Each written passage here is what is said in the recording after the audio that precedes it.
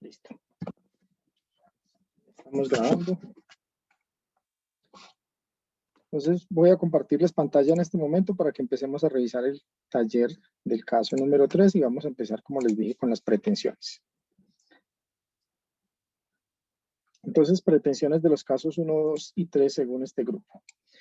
Aquí nos relatan el caso. ¿Están viendo la pantalla en este momento? Sí, doctor. Sí, señor. Ok. Entonces, en el primero, dicen que se declara la nulidad de la resolución 01 del 27 de abril de 2021 de fecha. Bueno, aquí se les fue. Repitieron simplemente ahí esta palabrita.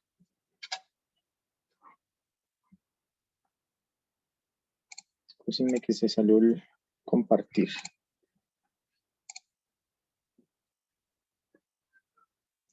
¿Me confirman si están viendo otra vez el archivo?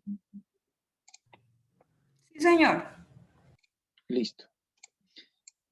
Entonces, esta fecha simplemente se les fue ahí, expedida por la superintendencia, mediante la cual se le impone sanción administrativa a la empresa de servicios tal por deficiencia por la calidad del servicio de acueducto en el municipio. Digamos que está bien, ahí lo único que faltaría entonces es recordar que se debería incluir la resolución que resuelve la apelación. Ahora, puede suceder que ustedes interpongan el recurso de apelación y la entidad no lo responda.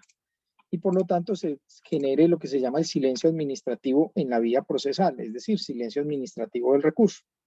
Antes había una discusión de si el silencio administrativo o el acto derivado del silencio administrativo se tenía que demandar como tal, si era obligatorio demandarlo, o sea, decir expresamente que se demanda la nulidad del acto ficto derivado de la no respuesta del recurso. En ese caso, pues la jurisprudencia tuvo muchos vaivenes, a lo último determinó que cuando se trata del acto que resuelve el recurso, pues simplemente el silencio ficto lo que permite es acudir directamente a la vía administrativa. Entonces uno demandaría simplemente la nulidad de la primera resolución y señala que no se ha respondido la segunda y que por lo tanto habilita demandar ante la jurisdicción, que se presentó silencio administrativo, pero no hay necesidad de pedir la nulidad del acto ficto. A diferencia de lo que sucede si lo que se presenta es un silencio frente a la primera petición. Como frente a la primera petición todavía no tenemos ningún acto anterior, ninguna decisión anterior, pues sí tenemos que tener una decisión para demandar y una decisión que se debe declarar nula. Y en ese sentido, pues sí habría necesidad de demandar la nulidad del acto ficto configurado por la no respuesta a la petición inicial. ¿Queda claro esa explicación que doy en ese sentido? ¿O alguien tiene alguna duda o alguna pregunta frente a ella?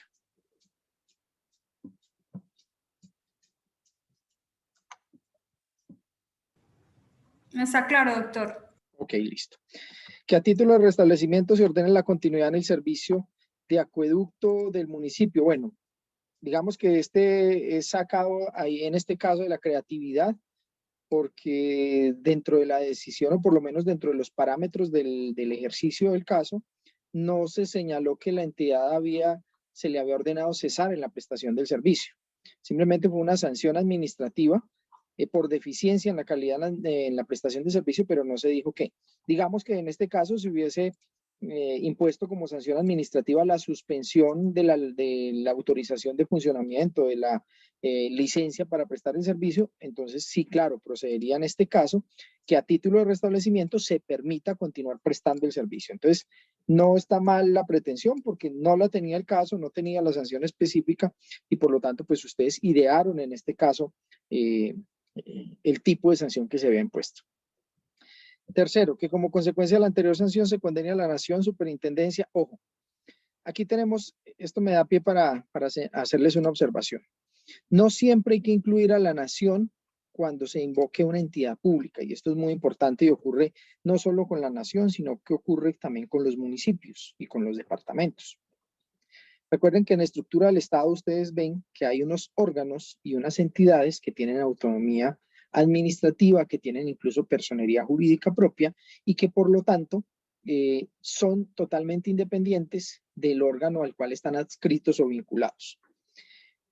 Algunas superintendencias, y si no estoy mal, la Superintendencia de Servicios Públicos es una de ellas, tiene personería jurídica propia. Como tiene personería jurídica propia, yo no vinculo a la nación. porque en últimas no es la nación la que responde, en este caso con su presupuesto, sino que es directamente la Superintendencia de Servicios Públicos Domiciliarios. Lo mismo sucede en el sector, en el sector territorial o en el nivel territorial.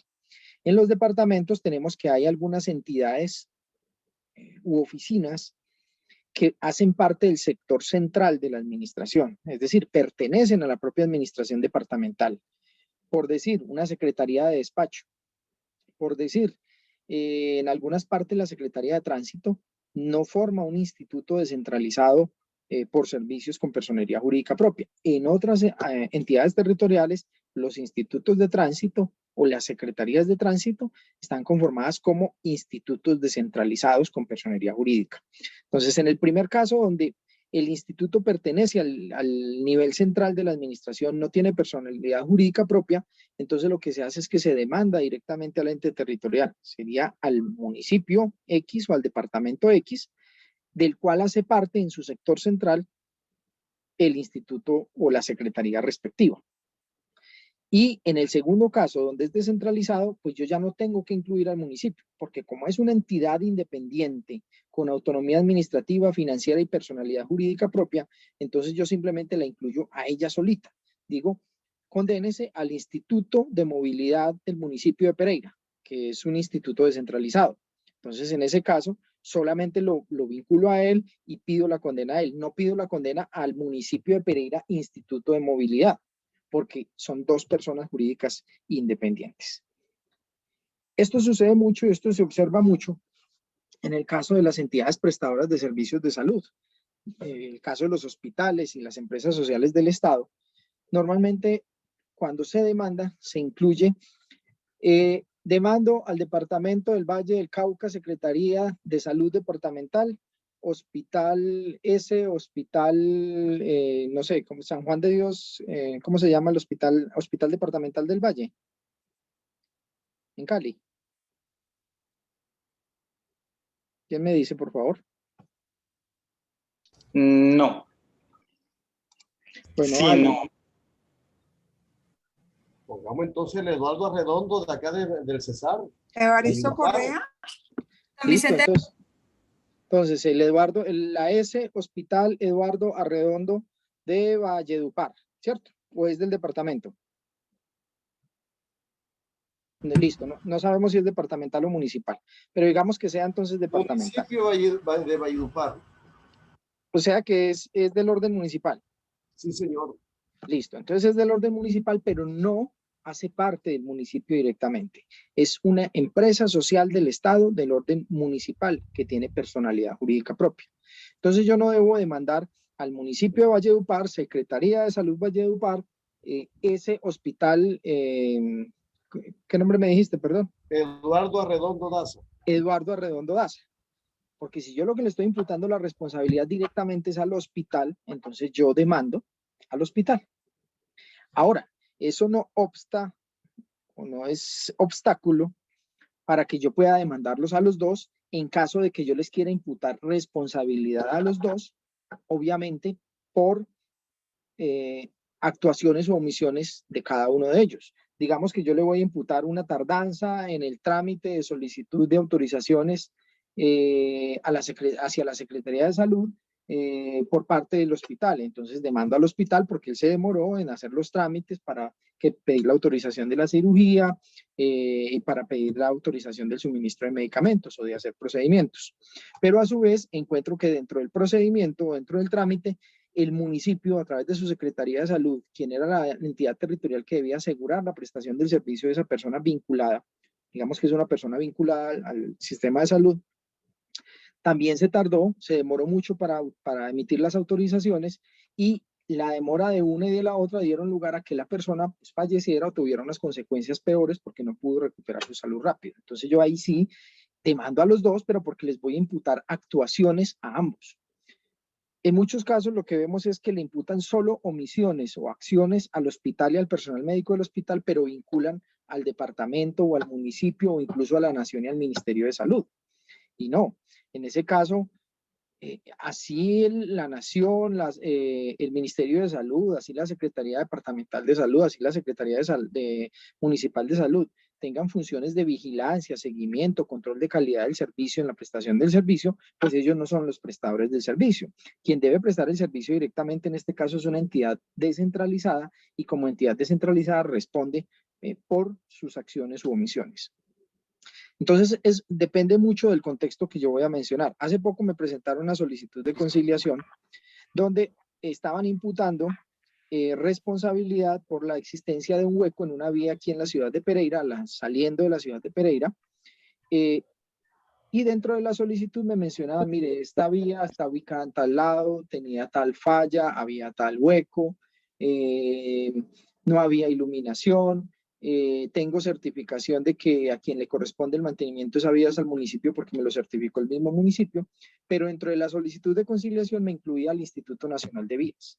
Entonces yo se la inadmití y le dije, señor, venga, dígame por favor, si usted me está diciendo que todo es, que la vía es del municipio, que el mantenimiento corresponde al municipio, que la persona se cayó en la vía que corresponde al municipio, ¿por qué usted está convocando al Instituto Nacional de Vías? Dígame qué es lo que le va a imputar al Instituto Nacional de Vías. Pues en ese momento la persona cayó en cuenta, o el abogado cayó en cuenta y dijo, no, desisto de la convocatoria al Instituto Nacional de Vías. Si yo no lo hago, pues ¿qué hago? Que el Instituto Nacional de Vías tenga que constituir un apoderado, venir y venir a decir aquí, es que yo no tengo nada que ver con esa vía. Y posteriormente en una futura demanda ir también a gastar recursos para defenderse frente a un asunto donde no tiene ninguna responsabilidad. Y lo mismo sucede, nos ha sucedido mucho con casos, por ejemplo, de la caja de sueldos de retiro de la Policía Nacional. En algunos casos hemos tenido donde vinculan a la Nación, Ministerio de Defensa y caja de sueldos de retiro de la Policía Nacional. Pero cuando uno va a ver, digamos, toda la discusión que se está dando frente a una liquidación o reliquidación de una prestación o de una pensión, etcétera, toda la discusión está centrada en la responsabilidad que le corresponde a CASUR, que es la caja de sueldos de retiro de la Policía Nacional. Es en la caja de previsión para el pago de las asignaciones de retiro, de las pensiones de los retirados de la Policía Nacional. Entonces, en ese caso, pues yo también le dije al abogado, pues, dígame por favor, ¿por qué está llamando a la Nación, Ministerio de Defensa, si aquí no hay ningún acto que haya expedido la Nación, Ministerio de Defensa, aquí hay un acto expedido por la caja de sueldos de retiro? Entonces, este punto aquí nos sirve precisamente para llamar la atención sobre ese tema. Siempre demandemos a quien le vamos a imputar responsabilidad, a quien encontremos que actuó o que omitió en el caso específico, o a quien expidió el acto respectivo. Ahora bien, también hay que hacer otra claridad. Hay casos donde algunas entidades actúan o expiden actos administrativos en nombre de otras. ¿Quién es docente aquí? Alguien que sea docente afiliado al magisterio o tenga familiares que sean docentes afiliados al magisterio. Nadie. Yo, doctor, mis tíos todos son maestros. Bien. Entonces resulta que cuando estamos hablando del Fondo de Prestaciones Sociales del Magisterio, resulta que el Fondo de Prestaciones no es una entidad, es una cuenta sin personería jurídica que está adscrita, está vinculada al Ministerio de Educación Nacional. Él es el encargado por ley, según la ley 91 del 89, del pago de prestaciones a los docentes, tales como las cesantías y como las pensiones. ¿Sí? Ya lo que es el pago de salarios, el pago de la prima de servicios, el pago de las horas extras, las vacaciones, corresponde a los entes territoriales descentralizados o a quien pertenezca la institución educativa. Pero cuando es afiliado al Fondo Nacional de Prestaciones, tanto cesantías como pensiones corresponden pagarlas al Fondo Nacional de Prestaciones Sociales. Pero la Ley 962 del año 2005 y el Decreto 2831 de ese mismo año, creo que ya posteriormente fue compilado y modificado por algún otro decreto posterior a raíz de una decisión del Consejo de Estado del año 2017 o 2018, pero la norma básica lo que dice es esto, mire, cuando un maestro, un profesor vinculado o afiliado al Fondo Nacional de Prestaciones Sociales quiere solicitar el retiro de sus cesantías o va a solicitar el pago de sus cesantías definitivas o va a solicitar situaciones relacionadas con el pago de sus pensiones de jubilación, todas estas peticiones las debe canalizar a través de la Secretaría de Educación, a la cual se encuentre prestando el servicio. Y esa Secretaría de Educación a la cual se encuentra prestando el servicio deberá recibir la documentación, ingresar al sistema la información, hacer el proyecto de acto administrativo, enviarlo a revisión a Bogotá, al Fondo Nacional de Prestaciones, que en este caso la fiduprevisora es la que lo administra, y la fiduprevisora le autoriza al secretario de Educación municipal o departamental, según el caso, certificado, le dice, listo, puede firmar y reconocer el derecho, o niegue el derecho y le apruebo el acto administrativo que niega el derecho. Entonces, quien firma el acto es el secretario de Educación, pero el secretario de Educación lo que está actuando es en virtud de un mandato legal, pronunciándose en nombre y como si fuera el representante del Fondo Nacional de Prestaciones Sociales del Magisterio que pertenece a la Nación. Entonces, en ese caso, en ese tipo de decisiones, cuando los secretarios de Educación se pronuncian a nombre del Fondo Nacional de Prestaciones Sociales del Magisterio, yo no demando directamente a la entidad territorial. Yo cuando voy a demandar el reconocimiento de una prestación de esas, pues demando es a la Nación, Fondo Nacional de Prestaciones Sociales del Magisterio, porque es finalmente quien sustancialmente debe responder si el acto... Julio César, baja, por favor, apaga el micrófono, Julio César. La verdad es que lo único que me ha servido a mí es eso. Y ya, sí, ya, y bien, y estoy... Bien. Entonces, en esos casos, pese a que quien expide el acto es el secretario de Educación, lo está haciendo en virtud de la ley en nombre de otra entidad. Entonces, ahí yo demando es a la otra entidad. En la mayoría de los casos, lo que ha sucedido es que cuando demandaban a la Nación y demandaban al municipio, finalmente los juzgados, los tribunales y el mismo Consejo de Estado terminó por señalarle insistentemente a las entidades y a los demandantes que quien responde es la Nación, Ministerio de Educación, Fondo Nacional de Prestaciones Sociales del Magisterio. Tenía por aquí una mano levantada, Lida. No, doctor, tengo la mano levantada porque está revisando mi trabajo. Ah, bueno, puedes bajarla porque ya lo estamos revisando. Entonces no hay ningún problema. Gracias. Bien.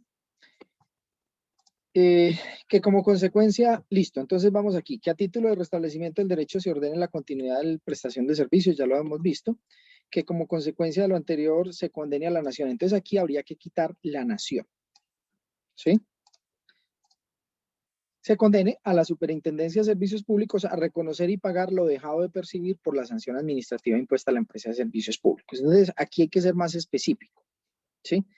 Si usted lo que va a solicitar entonces es el lucro cesante y daño emergente como consecuencia de la suspensión de las actividades, porque aquí lo que estoy viendo es que se suspendieron las actividades de la empresa, entonces tengo que solicitar que se reconozca el pago de los perjuicios de orden material a título de daño emergente y lucro cesante causados a la empresa en virtud de la sanción que le obligó a cesar la prestación de sus servicios. Y ahí mismo tengo que señalar, porque digamos que eso lo viene en otro caso, y es que simplemente dicen que se paguen los perjuicios que más adelante señalaré. No, señalémoslos de una vez en las pretensiones. Digamos, entonces aquí, el lucro cesante, el daño emergente fue todos los gastos que tuvo que asumir en su defensa, todas las erogaciones que tuvo que hacer para efectos de cesar en la prestación del servicio, digamos, si le tocó terminar contratos, bueno, miles de cosas que pueden suceder en ese caso. Y el lucro cesante es lo que deja de percibir la empresa con ocasión de la prestación del servicio. Pero entonces siempre hay que ser claros aquí. Entonces, especificar tipo de perjuicios causados. Y como aquí en este caso específico ustedes no acudieron a la, digamos, a la modalidad de una sanción económica, sino que pues, la sanción que ustedes aquí están determinando que se dio fue la suspensión en la prestación del servicio, pues obviamente no hay lugar a solicitar que se devuelvan los dineros pagados como consecuencia de la sanción, que era lo que le decíamos al grupo el día de ayer. La condena respectiva será actualizada de conformidad con lo previsto en el artículo 187. Está muy bien. Ese es el famoso aplicación de la indexación o ajuste de valor de las condenas monetarias. Es decir, lo que yo dejé de percibir en un momento, lo que yo salió de mi patrimonio en un momento, cuando me lo vayan a pagar 2, 3, 5, 6, 7, 10 años después, pues no va a valer lo mismo. Tiene que actualizarse con precios ajustados del índice de precios al consumidor. Y aquí se dispone que para todos los efectos legales no hubo solución de continuidad en la prestación de los servicios desde el momento en que se profiere la sanción hasta la nulidad y restablecimiento del derecho. Digamos que aquí habría que sustentar ese tipo de situaciones. No creo que un juez le determine en últimas que no haya solución de continuidad en esa prestación del servicio. Si lo que quiere es hacerlo para temas de experiencia, pues creo que no podría contar por efectos de experiencia esa no solución de continuidad. Más bien lo que yo tendría que decir es solicitar a título de indemnización la pérdida de oportunidad que se le causa a la entidad prestadora de servicios públicos por dejar de prestar el servicio y por lo tanto dejar de adquirir experiencia o dejar de adquirir, no sé, alguna situación relacionada con la continuidad en la prestación del servicio. Pero más que de ahí a que le declaren que se disponga que no hubo solución de continuidad, difícil que lo establezca, pero digamos, eso ya es un tema sustancial de la discusión del caso, de lo que se demuestra en el caso. Aquí estamos mirando son temas procesales. Digamos que en términos generales está bien con las observaciones que hemos realizado. En el caso número 2 de las manifestaciones públicas y de Pedro el Escamoso que resultó lesionado, entonces aquí nos están diciendo, se declare a la Nación Colombiana Ministerio de Defensa Policía Nacional, está bien, perfecto, porque la Policía Nacional es un órgano que pertenece o que está adscrito al Ministerio de Defensa, y el Ministerio de Defensa también es un órgano que representa en este caso a la nación. Es decir, ninguno de los dos tiene personalidad jurídica propia, entonces la condición normal de citar a la Policía Nacional, al Ejército Nacional, a la Armada Nacional, a la Marina, o a la Fuerza Aérea, perdón, es siempre Nación, Ministerio de Defensa y el respectivo cuerpo armado. Administrativamente responsable de la totalidad de los daños y perjuicios de todo orden causados a los demandantes. En consecuencia de las lesiones causadas a la integridad física, mire que aquí ya mejoramos un poco respecto de lo que sucedió con el grupo anterior, porque especificó por qué razón, por qué hechos, y digamos los especifica o hace un resumen pequeño de por qué va a ser la condena. Condenar a la nación a pagar por los perjuicios morales causados a Pedro el Escamoso el equivalente a 100 salarios mínimos legales mensuales. Está bien. Ese perjuicio está dado por la agresión a los derechos subjetivos de la integridad psicofísica, tranquilidad, estabilidad. Digamos que esto no hay necesidad de hacerlo en la pretensión. Yo he visto mucho que en las pretensiones muchos abogados dicen, mire, solicito a título de perjuicios morales la suma de 100 salarios mínimos para Pedro. No necesitaría decir más. ¿Eso qué lo hago? Lo hago en los alegatos, lo hago en las discusiones donde tengo que demostrar por qué se dio el perjuicio, pero no en la pretensión como tal. No tendría que decir en últimas, ¿por qué? Porque se supone que el perjuicio moral ya está definido jurisprudencialmente y doctrinariamente, es como aquellos perjuicios de orden inmaterial que se producen a raíz del dolor, del sufrimiento, de la congoja, de la pérdida de la tranquilidad de una persona, en virtud de las lesiones que se le causan a ella o que se le causan a un familiar. Entonces, esta partecita no es que esté mal, pero recomiendo que no lo pongan. Digamos que entre más precisos seamos, mucho mejor. Tercero, condenar a la nación, Ministerio de Defensa, a pagar los perjuicios fisiológicos causados. Entonces, este concepto ustedes lo van a ver con su profesor de responsabilidad. El tema de perjuicios fisiológicos o la categoría de perjuicio fisiológico ya fue reevaluado por la jurisprudencia y hoy en día se cobija este perjuicio dentro de una categoría más grande que se denomina daño a la salud. Pero eso lo van a ver ustedes en tema de responsabilidad. Causados a Pedro el Escamoso, en equivalente a 100 salarios mínimos. Listo. También son concretos aquí, no habría necesidad de hacerlo porque el perjuicio, digamos, fisiológico o el daño a la salud está también jurisprudencialmente determinado. ¿En qué consiste? Basta es que usted lo demuestre dentro del proceso. Condenar a la nación total a pagar a Pedro Escamoso por el daño emergente que corresponda en la cuantía que se demuestre en el curso del proceso que surja de la liquidación posterior a la sentencia, dado por el costo del tratamiento que necesitó y que necesite para recuperar la salud más allá de la parálisis de su miembro superior y mejorar las condiciones de vida afectadas por las lesiones que sufrió, incluyendo aspectos como atención psicológica, médica general. Está bien en la medida en que lo piensa demostrar posteriormente y, digamos, no es posible determinar a futuro cuáles son esos costos adicionales. Sin embargo, sí sería bueno y sería, digamos, más conveniente que se precisen los valores, porque ustedes aquí ponen una suma de 120 millones de pesos. Pero entonces la pregunta, ¿estos 120 millones cobijan tanto el daño emergente que ya se causó como el futuro o solamente el ya causado? Entonces, mire, que como quedan esas dudas, es mejor ser un poco más claros. Es decir, mira, título de daño emergente consolidado, es decir, lo que yo ya me gasté o lo que ya se gastó Pedro el Escamoso, eso es esto y será demostrado dentro del proceso.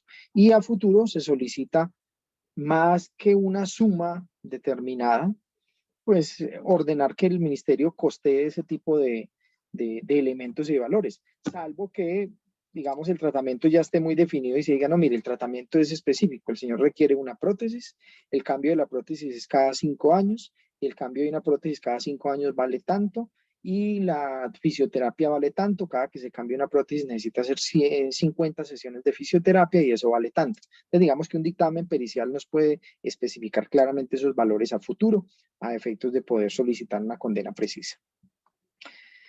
Condenar a la nación la indemnización por lucro cesante que corresponda en la cuantía que establezca en el proceso y que surja la liquidación. Normalmente lo recomendable en este tipo de casos es que si ya tenemos nosotros, recuerden que aquí ya tenemos un dictamen que demostró cuál fue la pérdida de la capacidad laboral o por lo menos cuál fue la lesión final que se le causó a esta persona, pues yo aquí tendría que decir específicamente cuánto es el valor y por qué. No dejemos estos valores a la estimación de la cuantía. Tengamos algo claro. Una cosa es la estimación razonada de la cuantía que nos sirve para determinar la competencia, es decir, quién va a ser competente para conocer del asunto, y otra cosa es la tasación de los perjuicios causados. Se suele confundir mucho y por eso muchas veces lo que hacen es que en las pretensiones ponen un valor y dicen que cuando vayan a estimarla, dicen que cuando van a estimar la cuantía al final, determinarán cómo se sacó ese valor. No, porque es que resulta que la estimación de la cuantía es una operación que se hace con base en el artículo 157, es muy específica, de hecho en ella no se pueden incluir perjuicios morales y materiales al mismo tiempo. Si usted va a reclamar sus perjuicios morales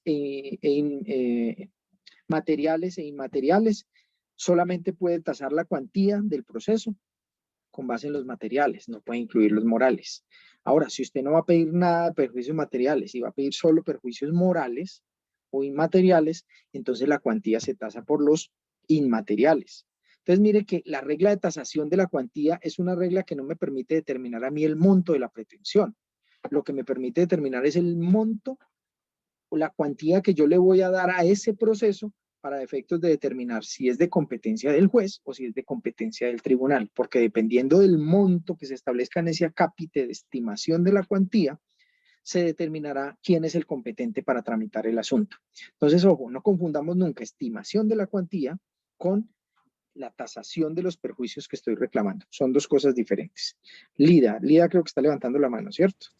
Sí, doctor, gracias. En cuanto al lucro cesante, lo que sucede es que al analizar los hechos que usted nos dio, doctor, dice que esta persona, Pedro el Escamoso, perdió la movilidad del brazo, pero no hemos establecido a qué se dedicaba él para saber si esa pérdida de la movilidad le va a afectar su trabajo. Entonces es muy difícil establecer si esa pérdida de movilidad le generó invalidez superior al 50% o no, por eso se estableció de esa manera. Claro, pero entonces en este caso, primero, podríamos haber acudido a la creatividad como se hizo con la empresa de servicios públicos, digamos, para establecer ese tipo de qué era lo que yo iba a solicitar. Pero digamos que no lo tenemos en este momento, porque aquí ustedes que transcriben el caso, dice que perderá la movilidad en el brazo derecho, según dictamen médico. Entonces, claro, no hay determinación, pero yo lo tengo que demostrar. Como lo tengo que demostrar, pues el ideal es que ese dictamen médico. Recuerden que este ejercicio inicialmente no estaba dado para el tema de pretensiones, estaba dado para el tema del medio de control y la caducidad, sino que aprovechamos para ponerlo para que hicieran las pretensiones.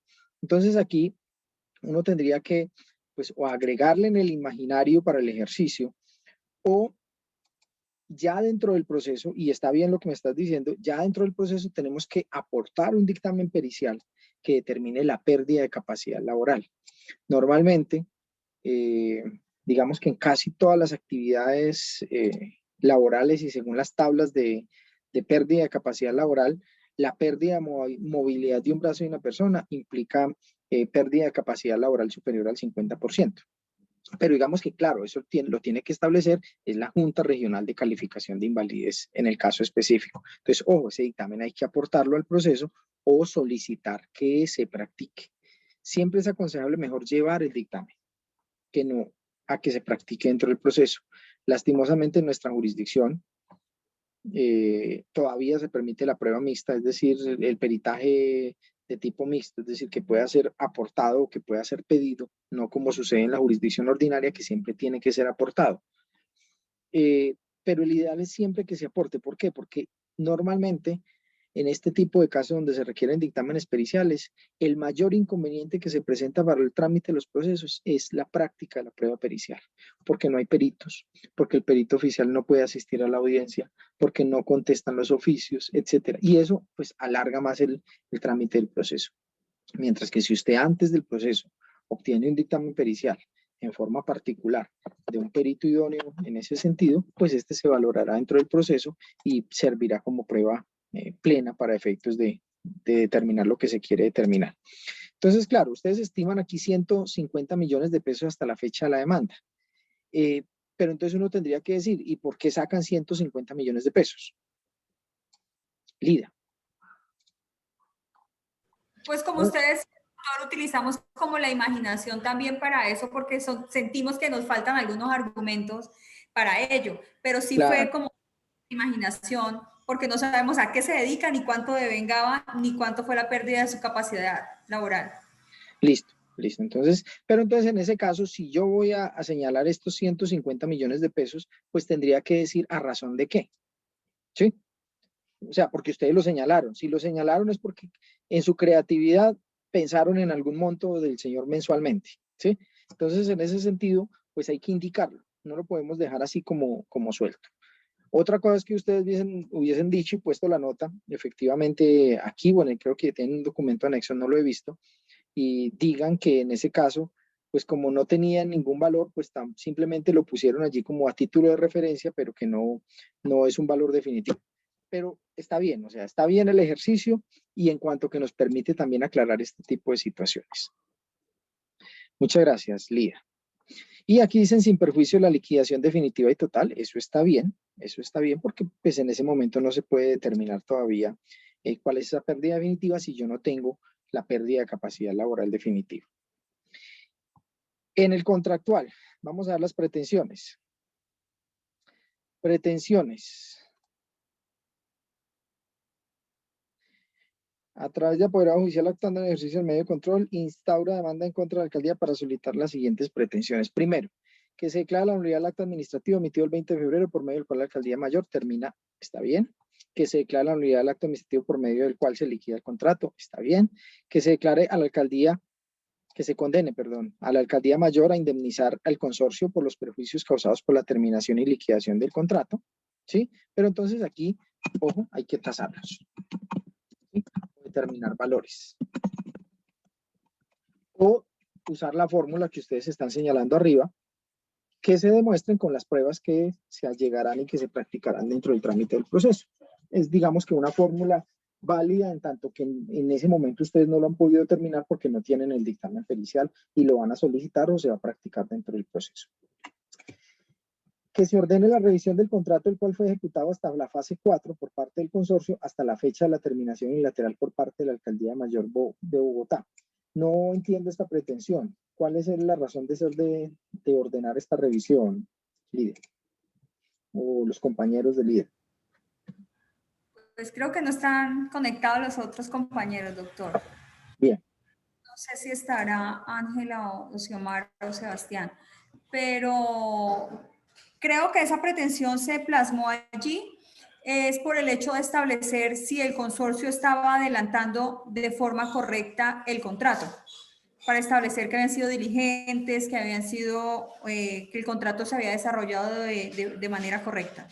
Claro, pero mire que ahí esto no sería una pretensión final para el proceso. Eso es, digamos, algo que se tiene que hacer para yo poder demostrar que este acto es nulo. Es decir, que yo no incumplí los términos del contrato y que por lo tanto no se me debía declarar terminado unilateralmente el contrato.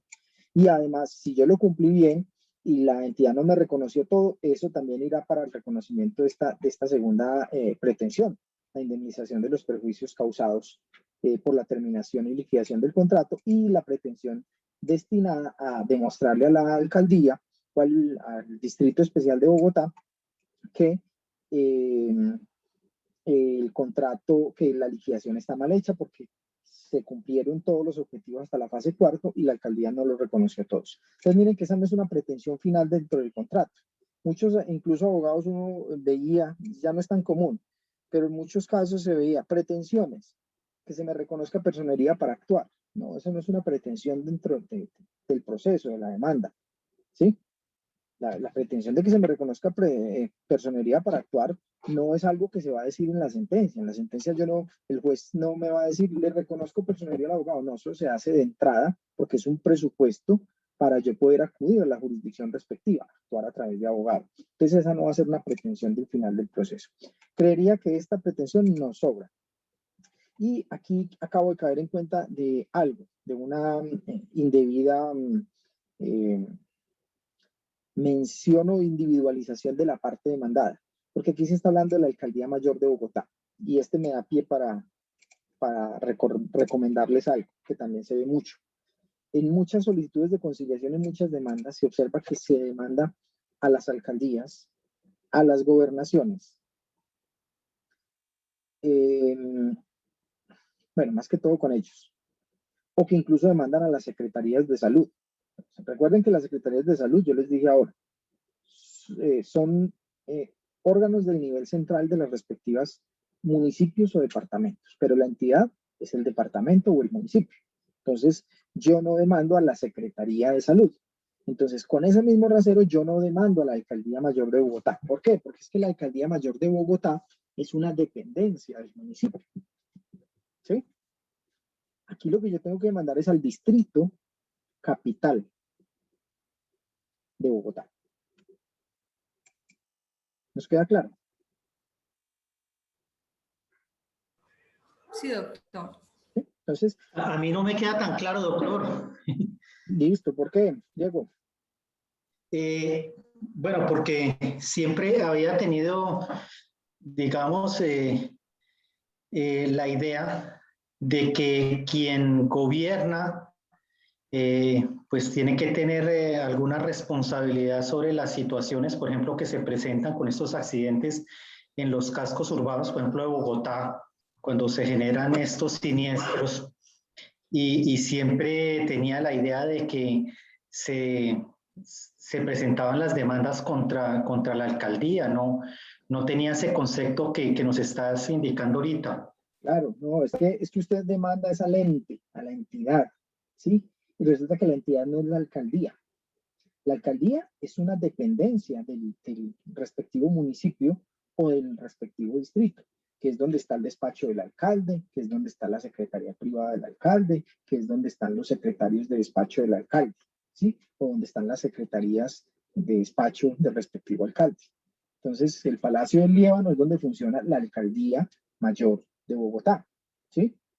Pero el ente como tal es el distrito capital, porque el distrito capital es todo, ¿sí? Es un ente que representa todo el distrito capital y es el ente creado constitucionalmente o creado en virtud de la ley que haya creado el respectivo municipio o que haya creado el respectivo departamento. Entonces, usted siempre demanda al municipio de Bucaramanga, no a la alcaldía de Bucaramanga, porque es que la alcaldía de Bucaramanga no es una entidad territorial, la entidad territorial es el municipio de Bucaramanga. Entonces hay que tenerlo claro y eso, digamos, yo he insistido mucho cuando he dado el módulo de estructura del Estado, es que sepamos identificar bien a las entidades cuando vamos a demandar, ¿sí? Porque en la alcaldía están las autoridades que gobiernan al distrito capital, ¿sí? Y que representan al distrito capital. Pero la alcaldía como tal no es una entidad territorial. La alcaldía es una dependencia de la entidad territorial. Muchas gracias, doctor. Y lo mismo sucede con las gobernaciones. ¿Listo? Entonces creo que aquí, mire que nos dio mucha tela de dónde cortar el caso. Están muy bien estructuradas las pretensiones, digamos, en su mayoría, todas las pretensiones están muy bien estructuradas, pero caemos, digamos, en esos mismos situaciones o requisitos que se vislumbran en muchas demandas. No crean que esto es solamente de ustedes aquí que están en la especialización. Eso lo vemos nosotros todos los días. Y uno también en muchas ocasiones puede haber incurrido en esos errores cuando presenta las demandas o cuando presenta los memoriales. Pero esa es la idea de este ejercicio, que podamos visualizar ese tipo de situaciones y que ustedes las tengan en cuenta. Bueno, este es el documento de salvedades, pero yo quiero ver ese documento de la demanda. Entonces aquí vamos a alcanzar solamente a ver uno, pero bueno, creo que este nos va a servir mucho. Miremos a ver. Y aquí sí está bien, municipio de La Alcaraván.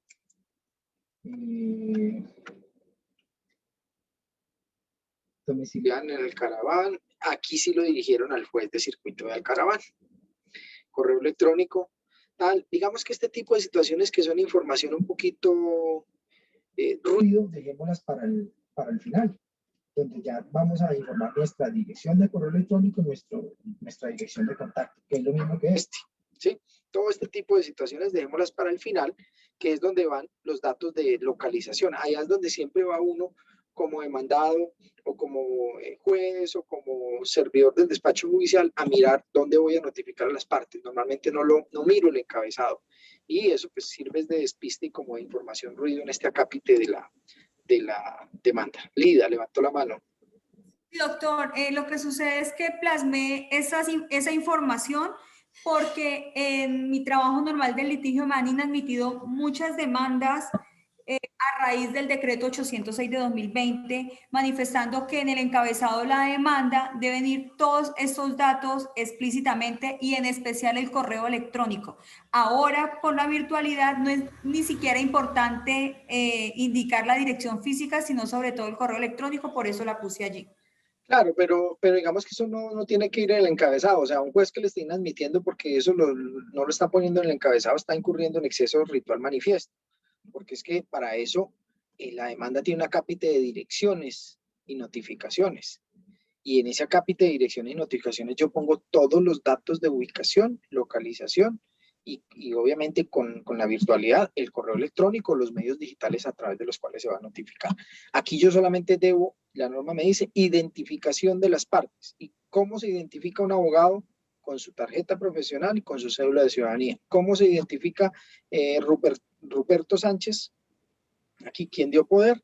Con su nombre completo y con su cédula de ciudadanía. Pare de contar. Lo demás es información de la dirección donde las partes y sus representantes recibirán notificaciones. Si ustedes ven en el artículo 162 de los requisitos de la demanda, ese de hecho es creo que el último o el penúltimo requisito de la demanda y eso normalmente va a ser en la parte de abajo. O sea, muy seguramente fue que en esos procesos, en esas demandas, no se informó, no se incluyó el correo electrónico en su momento en la parte de abajo y por eso se lo inadmitieron, pero creo y quisiera ver providencias en ese sentido para hacer, digamos, el análisis y la crítica, porque eso es exceso ritual manifiesto. En ninguna norma dice que en el encabezado usted tiene que poner los datos de domicilio y ubicación de la parte. Sí, doctor, se han admitido de 2 a 3 demandas después del decreto 806 porque no estaba el correo electrónico y no solo del abogado, sino también del... No, claro, pero seguramente tampoco los tenías en la parte de abajo. Sí, doctor, claro, existe el acápite de notificaciones y allí sí no faltan nunca. Bueno, entonces te agradezco, Lidia, si me los envías, si me envías algún auto de esos y revisamos, porque me parece que es exagerado que un juez hoy en día esté haciendo ese tipo o esté tomando ese tipo de decisiones. Máxime cuando ya la Corte Constitucional y el mismo Consejo de Estado le han dado palo a muchos funcionarios judiciales por ser ritualistas y exegéticos en la interpretación de muchas normas de carácter procesal, impidiendo así el acceso a la administración de justicia. Pero lo revisamos y si te agradezco si me lo envías a mi correo para yo darle una revisión. Claro que sí, doctor. Ok. Entonces, pues en ese caso no le hagamos la crítica a Lida porque lo está haciendo desde su propia experiencia en este caso específico. Aquí está bien, está identificando al municipio y señala aquí quién es el representante y busca un nombre para el representante del municipio del Caraván. Declaraciones o demanda, que es lo mismo de las pretensiones. Entonces, primero, que se declara la validez de la resolución tal expedida por el municipio, por medio de la cual se declaró la insubsistencia como jefe de la OMATA, escrito a la Secretaría, muy bien. Segundo, que como consecuencia del anterior a título de restablecimiento se ordene reintegro del señor al cargo de jefe de la OMATA tal que venía desempeñándose. Muy bien, con retroactividad a la fecha declaratoria de insubsistencia. ¿Sí? Que el municipio debe reconocer y pagar en forma íntegra los haberes y sueldos dejados de percibir desde la fecha de su retiro y en adelante sin solución de continuidad al señor Talma, los incrementos que por intereses y corrección monetaria se causen al momento en que sea reincorporado. Bueno, este tema de intereses y corrección se ha dicho que son incompatibles, pero eso es un tema sustancial que no lo vamos a mirar aquí. Igual, el demandante pide, ya el juez mirará qué le concede frente a lo que pide, teniendo en cuenta el valor de los aumentos que se hubiesen decretado. Está bien. Que para el reconocimiento y pago de las prestaciones sociales y demás derechos, sus servicios se computarán desde su ingreso y hasta cuando es definitiva y legal forma se produzca su retiro como funcionario del Alcaraván. Está bien, es una solución de continuidad. Reconocer y pagar a mi mandante el dinero en efectivo, el equivalente a 100 salarios mínimos, conforme el certificado que expida el Banco de la República.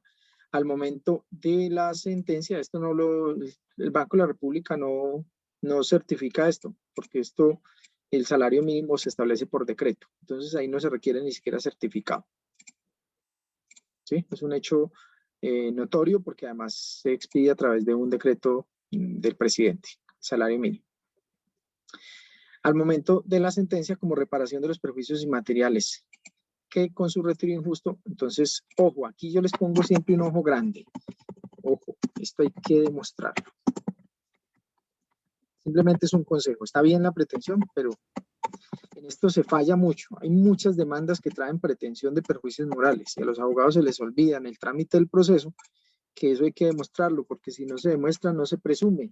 La jurisprudencia solamente en algunos casos ha presumido el dolor y los perjuicios morales cuando se trata de lesiones corporales o de pérdida de la vida. En esos casos ya digamos que la jurisprudencia ha venido presumiendo esos perjuicios. Lida. Doctor, nosotros dentro de la cápite de pruebas anexamos un informe psicológico para soportar ello. Listo, está muy bien. Simplemente aquí era como recomendación, ¿sí? Para que no se nos olvide. La condena respectiva será actualizada de conformidad con lo previsto en el 187. Está muy bien. Aplicando la indexación desde la fecha de la desvinculación por declaratoria de insubsistencia hasta la fecha de ejecutoria de la sentencia que ponga fin. Está muy bien. Se disponga que para todos los efectos no hubo solución de continuidad en la prestación de los servicios desde cuando fue desvinculado. Entonces yo aquí, ¿qué diría? Que está mejor esta pretensión que esta. Porque es que en el reconocimiento, cuando usted pide aquí el reconocimiento de haberes, sueldos y dejados de percibir sin solución de continuidad, ya tú estás diciendo esto. Entonces prácticamente nos estaría sobrando esta pretensión que hay acá. Lida. Sí, porque aquí estás pidiendo lo mismo. Que salarios y prestaciones se tengan o se computen desde que la persona empezó a trabajar y hasta el momento en que termine. Y aquí estás pidiendo que no haya solución de continuidad. Entonces, ¿para qué pido yo la solución de continuidad? Precisamente para efectos prestacionales del trabajador, porque si no, no habría lugar a pedir una solución de continuidad. Perfecto, doctor. Sí, señor. Gracias. Bien. Entonces, yo simplemente quitaría esta y con eso queda perfecto, porque aquí pedí la liquidación de salarios y prestaciones sin solución de continuidad, pero además estoy pidiendo que para todos los demás efectos legales no hubo solución de continuidad desde el momento en que la persona quedó retirada. El municipio del Alcaraván, representado legalmente por el señor Talo, quien haga sus veces, dará cumplimiento a la sentencia en los términos del artículo 167. 187, perdón. Creo que el cumplimiento de la sentencia no es con el 187, sino con el 192, para que lo tengamos en cuenta. 187 creo que es el contenido y los efectos de la sentencia. Que para lo concerniente a este proceso y cumplimiento de la sentencia se me reconozca como apoderado. Entonces, miren, ojo con estas pretensiones. Es que esto no se hace al final. Entonces, esto no es una pretensión como tal de la demanda. Con el solo hecho de yo presentar la demanda en nombre de una persona, pues el juez me tendrá que habilitar o no para representar a esa persona y me habilita desde el principio del proceso. Las pretensiones es lo que yo quiero que el juez determine al finalizar todo el proceso. ¿Sí? Lida. Pero, doctor, ¿en alguna parte debe ir en los hechos? No, no necesariamente. Usted no tiene que pedirle al juez que le reconozca personería. Ah, ok. Usted simplemente presenta poder y está actuando en nombre de otro. Y Ya el es juez, como porque yo en todas las demandas hago eso. claro, pero entonces no lo incluyas, más bien entonces inclúyelo al principio, en el encabezado. Ok, Dice, Ángela Xiomara Ramírez, identificada con tal cédula y portadora de la tarjeta profesional, correo electrónico, obrando conforme al poder otorgado por el señor tal, y para lo cual solicito se me reconozca personería, presento ante usted tal cosa, y listo. Ah, ok, ¿Sí? doctor. Porque las pretensiones es lo que yo le estoy solicitando al juez que diga al final del proceso. Ujú. Bien. Bien, gracias. Bien, los hechos. Vamos a ver cómo nos fue con los hechos. El señor Rupertino fue designado en el cargo de jefe de la OMATA, código tal, adscrito tal, desde el día tal hasta el día tal, fecha en que fue declarado insubsistente. Está bien, contó prácticamente toda la historia de la vinculación. Se encontraba inscrito en carrera administrativa y sus evaluaciones de desempeño anteriores a la que dio lugar al retiro siempre fueron satisfactorias, destacándose como un servidor público idóneo, transparente. Está bien, está demostrando la eficiente prestación del servicio, por lo menos está diciendo que prestó bien el servicio. La hoja de vida del señor nos demuestra cabal y fiel cumplimiento de sus deberes, cuenta con una excelente hoja de vida, nunca ha tenido un llamado de atención, más bien ha tenido felicitaciones por su merecido compromiso con la administración, Pues uno diría que esto usted lo podría integrar en uno solo. Simplemente siempre fue calificación insatisfactoria, se destacó como buen servidor público, es idóneo, es transparente, eficiente, honesto, respetuoso y colaborador. Creo que sobraría este hecho, porque eso pues usted lo va a demostrar con la hoja de vida del señor. Cumplió fielmente los requisitos que se exigen para el desempeño del cargo. Este hecho sobra. ¿Por qué sobra? Porque es que usted no está formulando una demanda relacionada con un acto que determinó que él no cumplía requisitos para el desempeño del cargo. Mejor dicho, no estamos en discusión dentro del proceso de si el señor cumple o no cumple los requisitos para el desempeño del cargo. Entonces, como todo hecho que yo formulo en la demanda lo debo demostrar, entonces para tú demostrar este hecho, tendrías que, dentro de las pruebas, allegar qué requisitos se requieren para desempeñar ese cargo y además traer o los diplomas o las actas de grado o las certificaciones de experiencia del señor para ejercer ese cargo. La pregunta es, ¿qué relevancia tiene eso frente a que yo estoy discutiendo la forma en que se le hizo la última calificación de servicios y la declaratoria de insubsistencia? Lida. Tiene toda la razón, doctor. Ese hecho sobra en Eso. En este caso sobra. No en todos los casos. Puede que en otro caso le hayan declarado al señor la insubsistencia porque encontraron que no cumplía los requisitos y le, digamos, derogaron su nombramiento. Ah, bueno, ahí sí. Ese hecho se tiene que demostrar en este proceso específico para esos efectos específicos. Entonces yo siempre tengo que mirar que los hechos me sirvan para algo y me sirvan para demostrar algo que es relevante en el proceso. Miren que los hechos anteriores yo no he dicho nada porque sirven. Claro, aquí estoy diciendo que estaba en tal cargo desde tal fecha hasta tal fecha. Segundo, que desempeñaba bien sus funciones y tenía calificaciones satisfactorias. Hasta ahí vamos bien. Tercero, el secretario de Agricultura, el señor secretario de Agricultura, para tomar la decisión de separación del cargo, invoca facultades legales como la evaluación insatisfactoria en el desempeño del cargo laboral de fecha 1 de agosto. Aquí hay que tener en cuenta, no fue el secretario de Agricultura el que lo declaró insubsistente, ¿sí? Ni lo separó del cargo, fue el alcalde. Y el alcalde lo hace como consecuencia de la calificación que hizo el secretario de Agricultura, ¿sí? Entonces aquí yo tendría que criticar es la evaluación. Es decir, o simplemente decir, yo tengo que decir, mire, el señor secretario de Agricultura, en acto de fecha del 1 de agosto de 2011,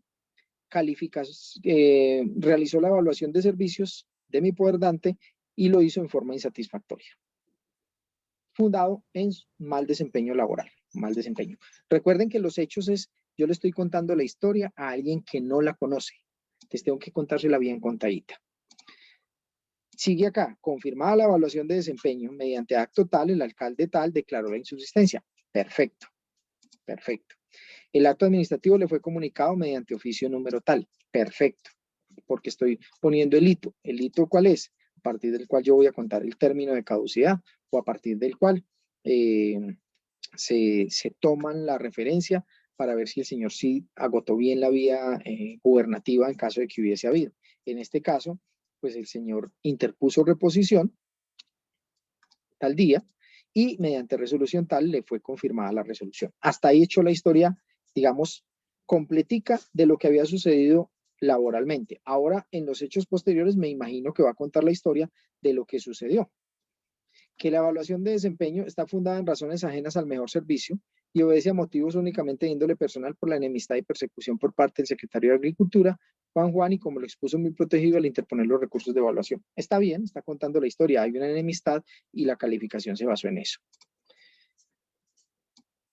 Aquí está diciendo que había una enemistad anterior.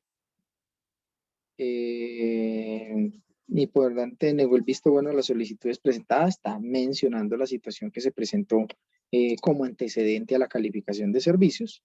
Está bien, porque aquí ya está. Por este lado está diciendo que había enemistad y puedo entonces fundar la causal de no haberse declarado impedido, y por este otro lado está fundando la causal de una desviación de poder porque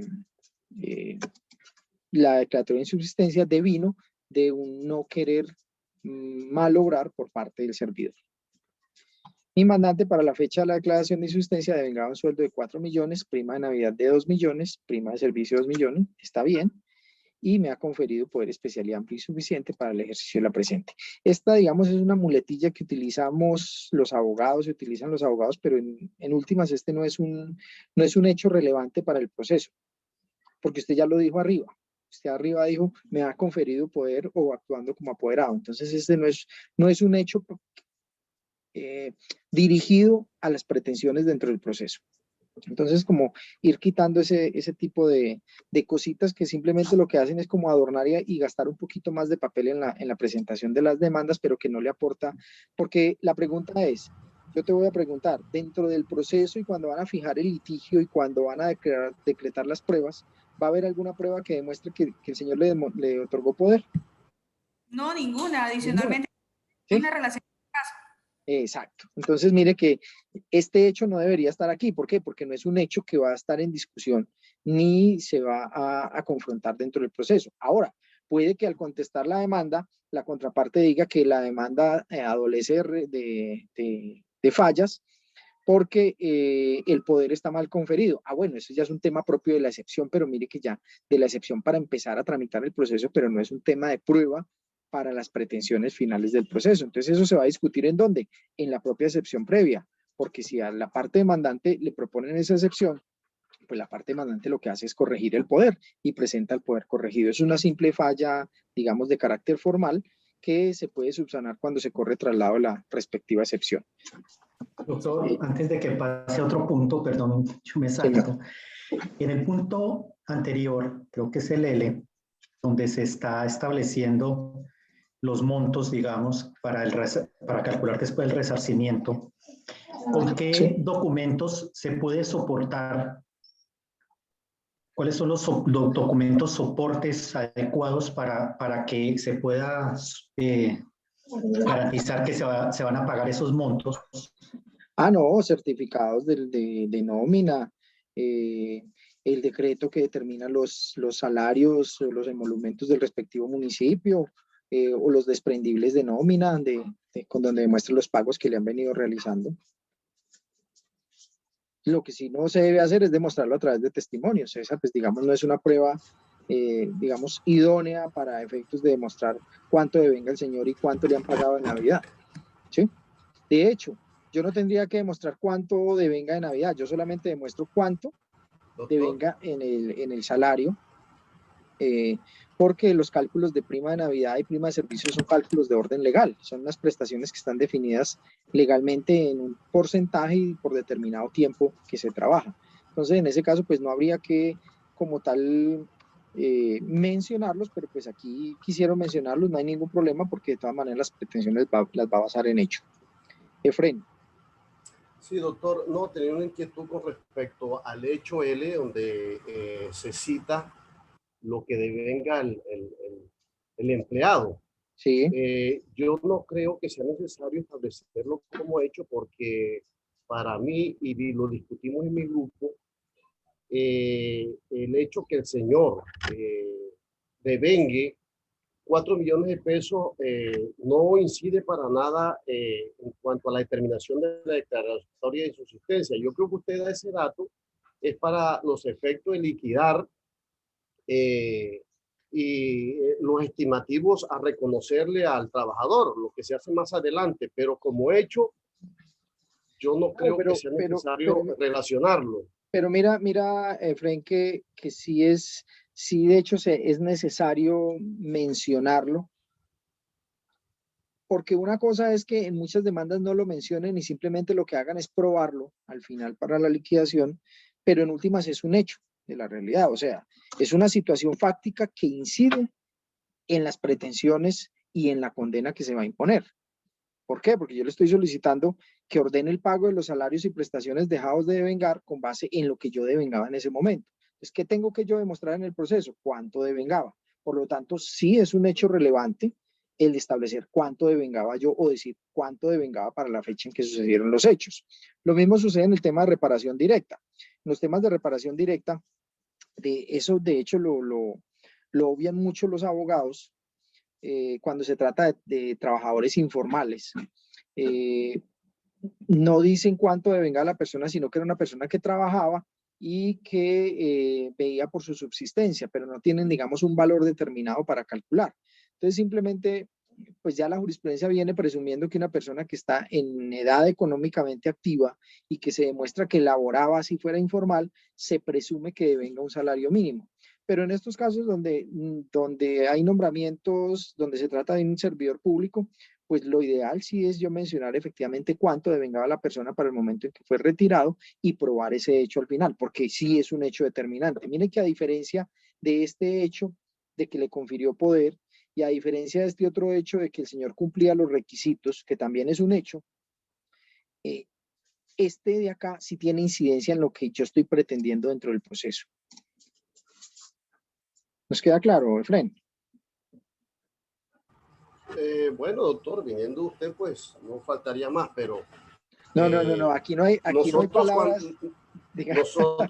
Nosotros cuando vamos allá al final a hacer las liquidaciones de las prestaciones sociales, de los sueldos dejados de percibir, allí tenemos que mencionarlo.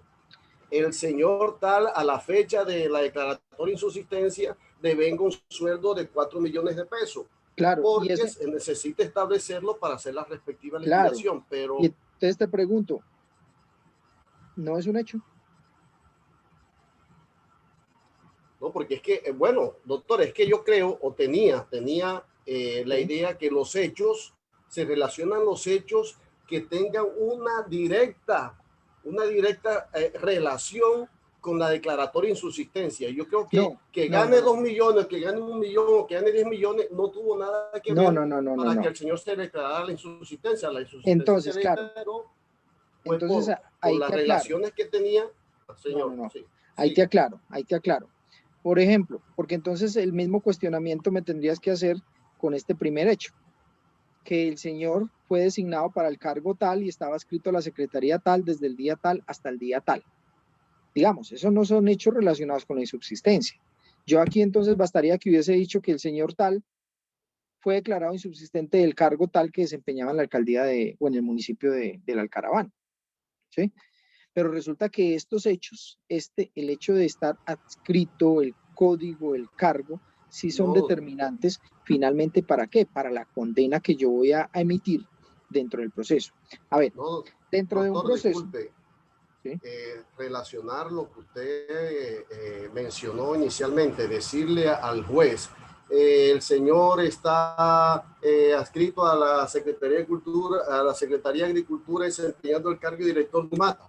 Claro que es importantísimo relacionar un hecho por donde se tiene que comenzar para que el juez, disculpe, pues ya sepa que evidentemente el tipo labora con la alcaldía, con el municipio, Claro. con el municipio de Y entonces ahí vamos a lo mismo. Y también es importante que el señor sepa, que el juez sepa cuánto devengaba Rupertino. Ahora, es necesario tener claro una cosa, Efraín. Los hechos no solamente se refieren a la causal de nulidad que yo estoy imputando, ¿sí? O a la causal de responsabilidad que yo estoy imputando. Por ejemplo, en una demanda de responsabilidad donde estábamos viendo a Pedro el Escamoso, en el otro caso de Pedro el Escamoso. Entonces la pregunta, ¿no es un hecho que interesa para el proceso el saber que Pedro el Escamoso es hijo de Pedro y de María, que van a demandar también en el proceso? Claro que es importante, ¿sí? Porque ellos también se van a ver beneficiados con... Entonces, claro, mira que me estás dando la respuesta. El fondo de la discusión del proceso de responsabilidad va a estar en establecer si Pedro el Escamoso fue herido o lesionado en un operativo policial y si ese daño que se causó no fue, digamos, porque él mismo se enfrentó a la fuerza pública, porque él agredió y agredió también con arma de fuego, y lo que hicieron los miembros de la fuerza pública fue simplemente actuar en legítima defensa y por lo tanto fue culpa exclusiva de la víctima, que fue la que disparó contra la otra persona. Mire que ese es el hecho central para establecer uno de los puntos en discusión dentro del proceso. ¿Cuál es uno de los puntos y el principal punto? Establecer si hay responsabilidad administrativa. Pero eso no quiere decir que los demás aspectos que yo voy a discutir en el proceso, como por ejemplo, la legitimación en la causa de quien demanda, es decir, los padres de Pedro el Escamoso, ¿podían venir a reclamar perjuicios? Pues claro, y eso lo tengo que demostrar dentro del proceso, y por lo tanto tengo que traer unos hechos diciendo que Pedro y María son los padres de Pedro el Escamoso, ¿sí? Y lo mismo con el tema de la indemnización. Otro de los puntos que se va a discutir en el proceso es cuánto indemnizo, ¿sí? ¿Por qué conceptos indemnizo? ¿Y a quién indemnizo? Entonces, todos los hechos que se me refieran a la indemnización también son relevantes para el proceso. Entonces, mira que allí ya tenemos en un proceso de reparación, donde la principal discusión es saber si el Estado es administrativa y patrimonialmente responsable por las lesiones a Pedro el Escamoso.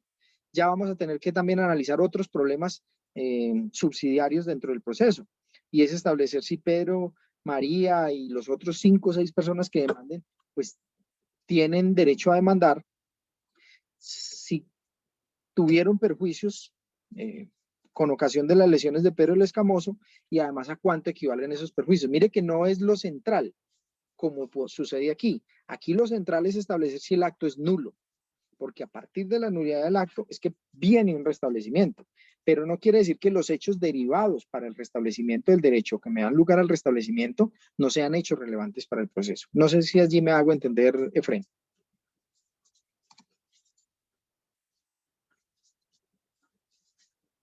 Efraín. Sí, su señoría, muy bien, sí señor, muy amable. Ok. Entonces, tenerlo siempre en cuenta es mirar los hechos que me interesan a efectos de las situaciones que el juez va a tener que resolver.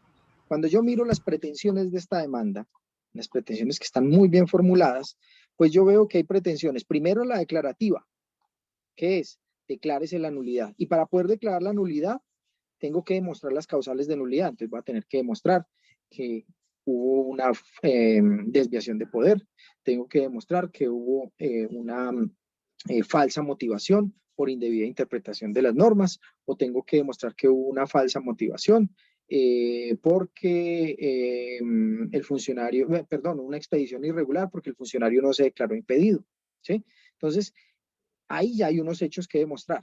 Entonces, tengo que mencionar los hechos derivados de esa situación, como es la situación de enemistad, como es la situación que se presentó el día o la semana anterior. Todos esos son hechos relevantes, pero frente a las otras pretensiones, pues yo ya también tengo que traer hechos. ¿Cuáles hechos? pues qué cargo venía desempeñando, cuánto devengaba el señor, y para eso pues yo tengo que decirlo allí en los hechos. Y fuera de eso tengo que concatenarlo al final en las pruebas que voy a aportar para el proceso respectivo. No sé por cuánto tiempo me programaron. Bueno, me programaron 2 horas en la reunión, o sea que no se nos va a cerrar ya. Porque quiero terminar con este ejercicio de esta demanda específica. Listo, entonces nos queda clara allí la explicación. Miren que esto es lo importante de estos ejercicios dialécticos donde cuestionamos lo que se está diciendo para poder aclarar algunos aspectos relacionados con el tema. Yo quiero aquí ver es el tema de la prueba. Bueno, fundamentos de derecho. En los fundamentos de derecho, aquí hay algo que yo no les indiqué y que para los que no han trabajado en el contencioso administrativo o para los que no son abogados, pues obviamente no está claro y puede que no lo tengan nada claro. Cuando yo voy a demandar la nulidad de un acto administrativo, recuerden que ese acto administrativo tiene un atributo que yo ya les he dicho varias veces. El atributo es la presunción de legalidad del acto. ¿Estamos? ¿Estamos en ese concepto? Los actos se presumen legales. Sí, señor. Como Sí, se señor. presumen legales, quien tiene la carga de demostrar la ilegalidad es el demandante. Como tiene la carga de demostrar la ilegalidad, tiene que decirle al juez por qué considera que son ilegales esos actos. Y por lo tanto tiene que decirle cuáles fueron las normas que se violaron con la expedición de ese acto y tengo que invocarle una causal de nulidad. Muchas de las demandas ustedes las pueden observar en contencioso y hagan ese ejercicio, miren en internet demandas en ese sentido, y ustedes van a ver que en los fundamentos de derecho y en las normas violadas y concepto de violación se dedican a transcribir normas. Aquí veo que empiezan a transcribir normas, transcriben, y las normas legales, y cuando van al concepto de violación, pues las agrupan en un concepto de violación general. Por ejemplo, aquí hablan de los fines esenciales del Estado, del el modelo de Estado. Sí, y mire que nos hace como digamos un concepto general de dónde debe estar enmarcada la actuación del Estado. Pero créanme, a un juez esto es lo que menos le interesa cuando está revisando un proceso. ¿Sí? Aquí lo que nos interesa es saber por qué usted está diciendo que ese acto es nulo. O sea, el hecho de yo decir que las actuaciones de los servidores públicos se deben ajustar a las normas bajo el principio de legalidad, que deben buscar cumplir los fines esenciales del Estado, servir a la comunidad, etcétera, digamos que es un presupuesto del cual se parte constitucionalmente. Aquí nos tenemos que concentrar en decir específicamente este acto administrativo, ¿por qué considero que viola las normas invocadas? Y creo que aquí esta demanda se queda un poco corta. No la he leído al fondo, pero aquí me está diciendo, como era empleado inscrito en carrera, la competencia de la administración era arreglada. Exacto. Para poder prescindir del servidor tenía que sujetarse a las normas que regulan estas situaciones. Sin embargo, se desconoció el justo equilibrio previsto entre los derechos del funcionario y el interés de la administración. Si bien es cierto el demandante fue declarado insubsistente por el resultado no satisfactorio de la evaluación, también es cierto por el uso indebido arbitrario del secretario de Agricultura cuando por razones meramente personales decidió calificarlo no satisfactorio. Miren que me vino a decir por qué ese acto era nulo al final, pero tiene una falla garrafal que no me está diciendo primero la causal, ¿sí? Está dejando que el juez la presuma, que el juez la desentrañe de allá.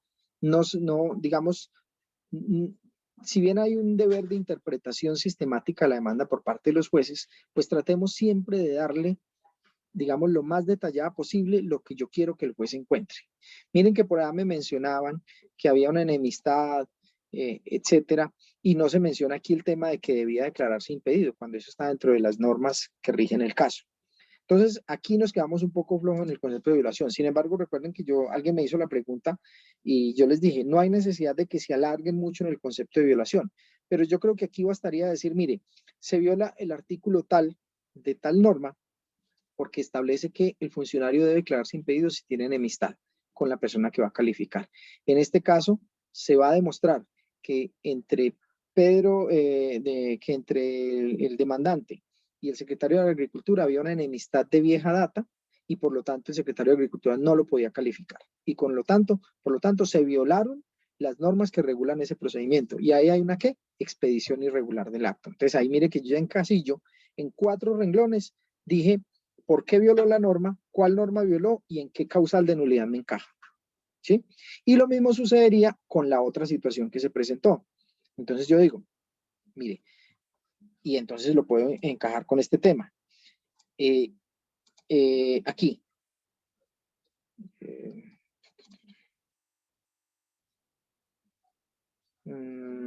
Bueno, no lo veo aquí directamente, pero tendría que decir, mire, las competencias que le son atribuidas a los servidores públicos están dadas para el cumplimiento de los fines del cargo que ocupan. En este caso, según las normas constitucionales citadas, entonces ahí sí traigo estas normas, tal. ¿Sí? En este caso específico, el secretario de Agricultura utilizó su poder de evaluación y de calificación sobre los empleados de la administración, entre ellos el demandante, para tomar venganza respecto de una situación irregular que se había presentado donde el demandante no quiso acceder a un favor ilegal frente a la entrega de unos subsidios o la entrega de, no sé, no recuerdo en este caso específicamente cuál era el tema, que de manera irregular estaba solicitando el secretario de Agricultura.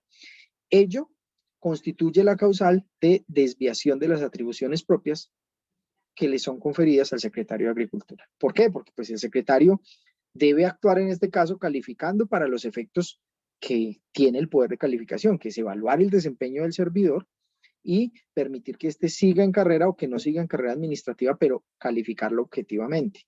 Y no puede utilizar esa atribución simplemente para buscar venganza por un favor que éste no le quiso hacer, que le estaba solicitando de manera irregular. Miren que esto se puede hacer en este mismo espacio, en estos mismos 4 párrafos, y concretamente estoy mencionando norma violada, por qué la violó y en qué causal encaja esa violación de la norma. Por aquí me levantaban la mano 3 personas. Harvey Hurtado. Muy buenas noches, doctor. Muy buenas noches, compañeros. Espero se encuentren bien. Buenas No, noches. doctor, pues era para ver si revisaba nuestro taller, si había tiempito. Pues Harvey, no creo que tengamos ¿No? tiempo, porque creo que aquí teníamos otros talleres, incluso el del doctor Efren, creo que seguía en turno y no lo vamos a alcanzar a revisar, pero lo que sí podemos hacer es que organicemos, si quieren, otra sesioncita el jueves, y empezamos con el del doctor Efren, luego el de Lorena y luego el de el suyo. ¿Le parece? Ok, listo, doctor. Está bien. Profe, buenas noches, Ginette. Bueno, sí, sí. Profe, es que quiero hacerte una pregunta. Cuando nosotros estábamos proyectando la demanda, nos hacíamos, bueno, como una pregunta en la estructuración y quería saber si eso tiene importancia o no, y es si van primero los hechos o van las pretensiones y condenas primero. No, digamos que eso ya es de estilo. Es de estilo, lo importante es que estén en la demanda. Hay personas que dicen, mire, presento ante usted, o sea, yo Pedro Pérez, actuando en calidad de apoderado de fulano de tal, presento demanda de nulidad de restablecimiento contra el municipio del Alcaraván, representado legalmente por tal, con base en los siguientes hechos. Y entonces empieza a narrar, Y luego en el capítulo de pretensiones dice, teniendo en cuenta, bueno, y luego puede incluso, no, ya ahí sí no podría ser las normas violadas, entonces ahí sí cabe el tema de pretensiones. Entonces, con base en los anteriores hechos, solicito al despacho se declare la nulidad del acto administrativo tal por medio del cual se declaró la insubsistencia y las pretensiones. Y luego, concepto, normas violadas, concepto de violación y causales de nulidad que yo le imputo al acto administrativo.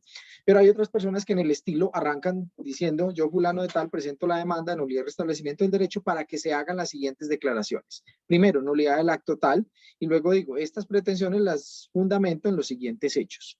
Y pasan con los hechos. Pero digamos que indistintamente simplemente tiene que tener los 2 requisitos. No hay, pues, digamos, una forma sacramental para usted poner primero uno, primero los otros. Eso ya es más de estilo de quien presenta la demanda. Lo importante es que tenga claridad las dos situaciones. Si nosotros vamos a ver el artículo 162, venga, pongámoslo aquí en este momentico, Sí, profe, es que nosotros, bueno, y también analizábamos los documentos que usted nos envió, y sí, pues ahí estaba como de primero las pretensiones y condenas, entonces pues por eso nosotros lo hicimos así, pero sí me quedaba la duda.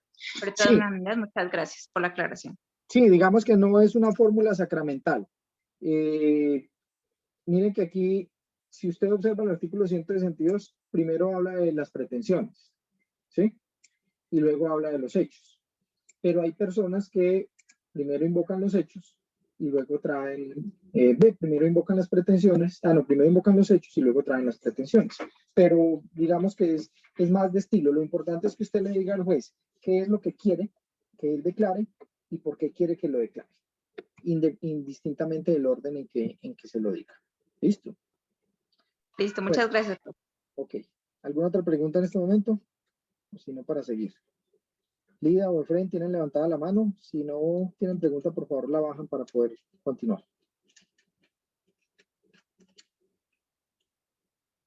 Efraín, ¿se nos va a tomar tinto, Efraín?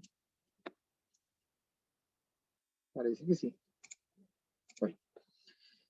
Frente al tema de caducidad, pues digamos que muchos acostumbran a hacer una cápita de caducidad como para aclarar el término de caducidad. Si ustedes observan en los requisitos de la demanda, no hay una cápita que diga o un requisito que diga que se tiene que decir o analizar la caducidad. Sin embargo, muchos abogados lo que hacen es precisamente decir, mire, ya estamos dentro del término de caducidad para demandar porque se notificó tal día, se presentó solicitud de conciliación tal día, se suspendió el término y la estamos presentando tal día y por lo tanto no se ha cumplido el término de caducidad. Pero este no es un requisito, digamos, es optativo, es más una forma que hay dentro de los muchos formatos. El tema del procedimiento tampoco es un requisito. Si ustedes ven los requisitos de la demanda, en los requisitos de la demanda no indican que usted diga cuál es el procedimiento que se debe seguir dentro del expediente. ¿Sí? No dice, o sea, estos dos no son requisitos propiamente de la demanda. Es más como ya formateado incluso son figuras que provienen, si no estoy mal, del Código General del Proceso, que sí indica que se debe señalar cuál es el procedimiento que se debe aplicar, pero en contencioso no es un requisito propiamente de la demanda. Competencia y cuantía también es una cápite, digamos que el de competencia,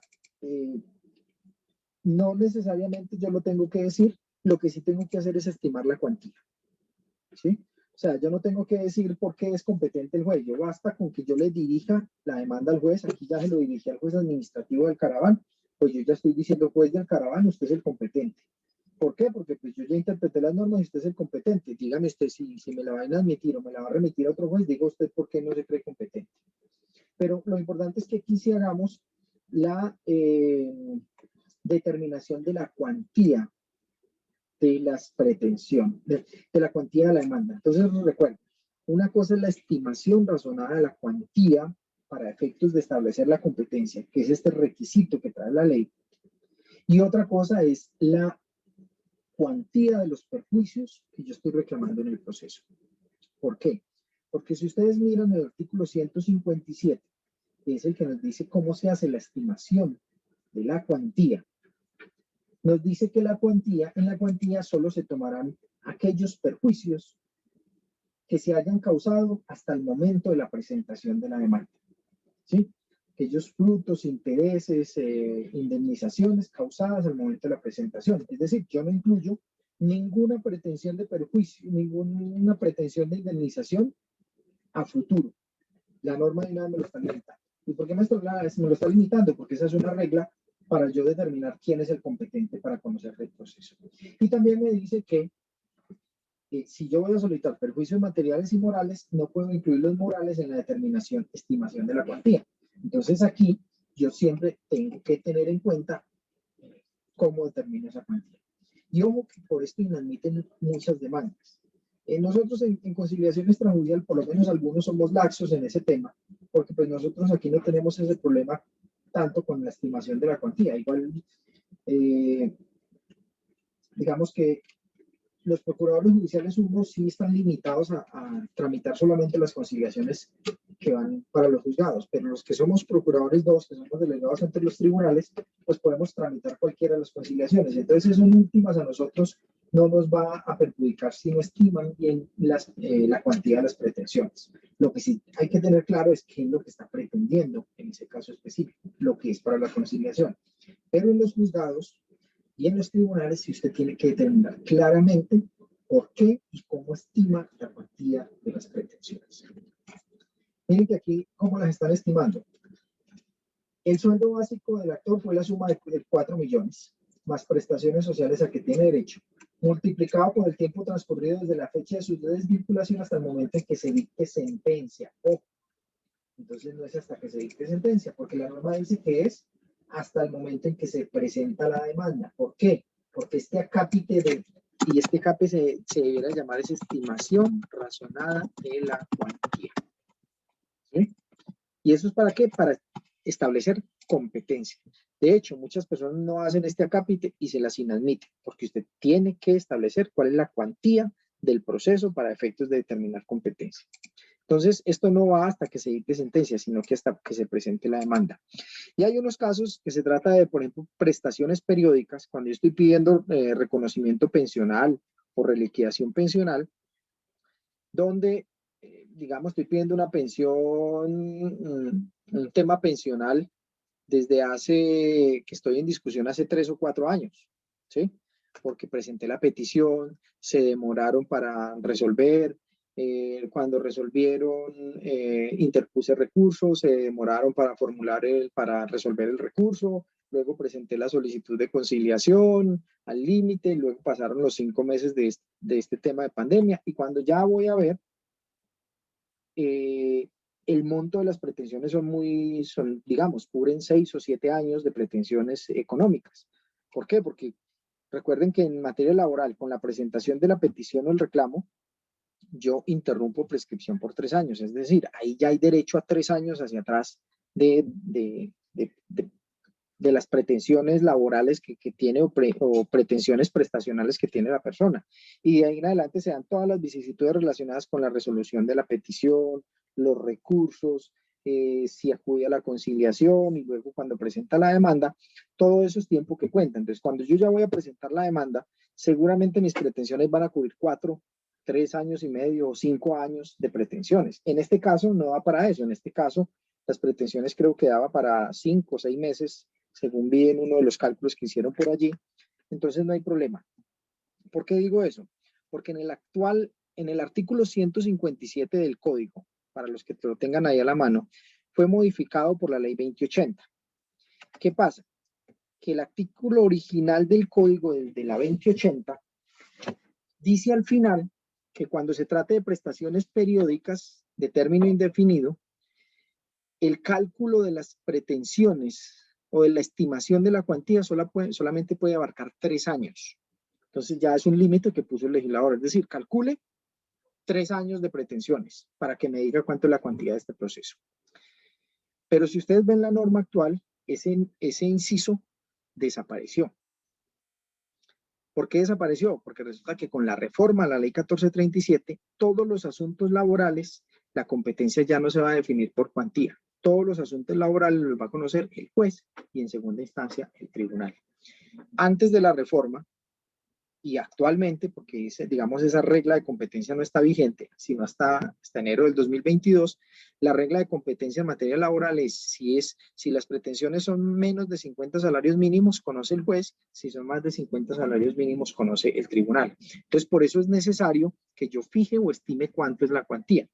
Entonces, miren que en aquellos casos donde las pretensiones son de 3 años de salarios, emolumentos, prestaciones, seguramente eso puede ascender a más de 50 salarios mínimos, que hoy en día son, digamos, aproximadamente 50 millones de pesos. Entonces, si es más de 50 salarios mínimos, eso es competencia del tribunal. Si es menos de 50 salarios mínimos, del juez. Esa norma de competencia no rige sino a partir del 25 de enero del 2022. Entonces, algunos han preguntado, ¿y entonces qué pasa si el artículo 157 ya fue modificado? Perdón, ya fue modificado. Pues hay que tener en cuenta que esa norma para determinar competencia, estimar cuantía del 157, pues tiene que, digamos,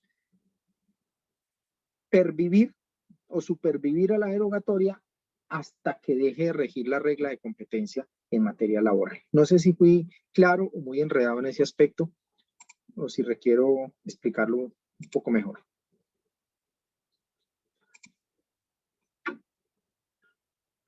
Bueno, creo que entonces quedó claro. ¿Me siguen? Por favor, ¿me confirman? Sí, señor. Sí, doctor. Sí, doctor. Sí, doctor, muchas gracias. Ok, listo. Entonces, aquí hay que tener cuidado. Miren que aquí lo pusieron hasta que se dictara sentencia y pusieron 90 millones de pesos, ¿sí? Pero no dijo por qué. Entonces, tiene que decirlo. O sea, aquí hay que hacer la operación matemática. Es decir, mire, son 4 millones, fueron tantos meses, y esos tantos meses multiplicado por 4 millones, más las cesantías, más las vacaciones, más los derechos prestacionales, eso suma tanto. Así lo hizo, creo que el grupo 2, que no lo miramos aquí, sí lo dijo, y fueron 6 meses, 180 días, y eso da una suma de tanto. En este caso, mire que dejarlo en 96 millones implicaría que el asunto es del tribunal. Usted le presenta esto así al juez, y el juez lo primero que le va a decir es, señor, estímeme adecuadamente las pretensiones. Dígame por qué son 96. Es que es hasta la sentencia. No, está mal estimada la cuantía. Estime bien la cuantía, porque la cuantía se estima hasta la fecha de la presentación de la demanda. Y si la estimas de la presentación de la demanda, seguramente no van a ser 96 millones, van a ser 40, 30 millones de pesos. Y por lo tanto, la cuantía, la competencia cambia con la norma actual de competencia. A partir de 2022, ya no va a importar ese tema de la cuantía en los asuntos laborales. Bien. Bueno, pruebas. Tuve la duda, doctor, porque no sabía cómo estimar la cuantía, porque es que pensando a futuro no sabemos cuánto vaya a durar ese proceso. ¿Qué Claro. tal que en la audiencia quieran conciliar y el proceso concluya allí? Claro, pero entonces ahí es donde, Lidia, tenemos que dejar de confundir estimación de la cuantía con la estimación de las pretensiones de la demanda, que son dos cosas diferentes. La estimación razonada de la cuantía sirve es para establecer competencia, ¿sí? Entonces son dos cosas diferentes. Bueno, pruebas. Se sirva a oficiar. Ojo con este se sirva a oficiar. Esto ya es muy delicado. Solicito respetuosamente se sirva decretar y tener como pruebas en este proceso la siguiente. Se sirva a oficiar a el señor tesorero municipal de Alcaraz para que indique y envíe a este juzgado certificado del sueldo que venga a mi mandante. La pregunta, ¿y ustedes por qué no lo solicitaron?